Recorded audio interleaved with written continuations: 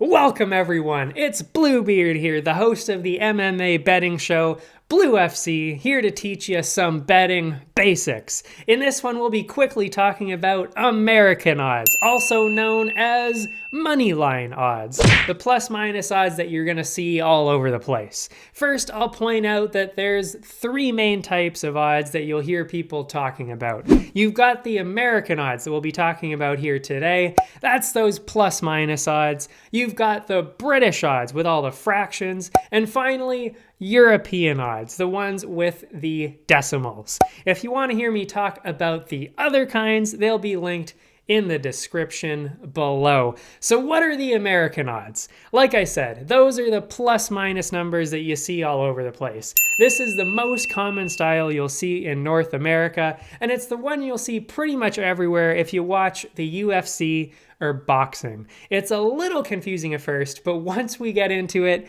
it's by far the easiest one to understand when you're talking about money. So let's jump into it.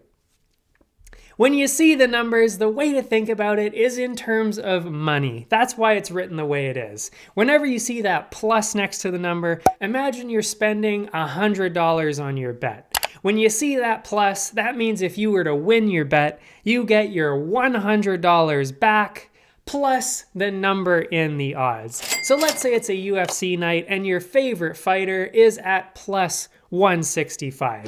If you were to put down $100 on them, you would get your hundo back plus $165 for a total of $265. The minus, you could say, is kind of the opposite scenario that we just talked about. Instead of starting with 100, the number you see is the number you need to spend to get $100. Again, you're watching your favorite fighter. They're pretty good, so they're the favorite, and they've got a minus next to their name. This time, they've got the odds of minus 212. That means if you bet $212, you'll get $100 on top of that for a total of $312. And that's it. I'll go over another example right after this, but if you've already got it down, maybe you can use those new betting skills to head over to my betting show, Blue FC, for every UFC event. I use these American odds constantly and make my picks so we can rake in that cash. So let's take an example right out of one of the biggest UFC fights of all time, Conor McGregor versus Khabib Nurmagomedov. The opening odds for that one were set at minus 160 for the champ, Khabib, while McGregor was at a slight underdog position at plus 130. That means if you would have put $100 down on McGregor, well, you would have lost. But if he'd have won, you'd have ended up with $230. Instead, if you would have gone with Khabib, you'd have needed to put in $160 to win an extra $100 on top of that for a total of $260.